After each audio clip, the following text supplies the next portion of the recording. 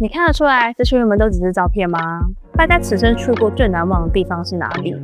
没有拍到影片也没有关系，有照片就行。就像我上一集说的，有些回忆它已经过去了，重拍不了，但没有关系，我们透过科技让它动起来。今天要来介绍一款 AI 是 Immersive， 它一键就能重建空间，这叫做 2.5D， 让照片有活过来的感觉。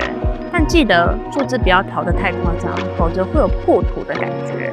影像动了，也可以透过 ElevenLab 加入适合的音效，更有回到现场的感觉。Frozen in time, wandering through nature, embracing the conflict and the warmth. 照片是死的，回忆是活的，就让我们一起来重新把回忆拼起来吧。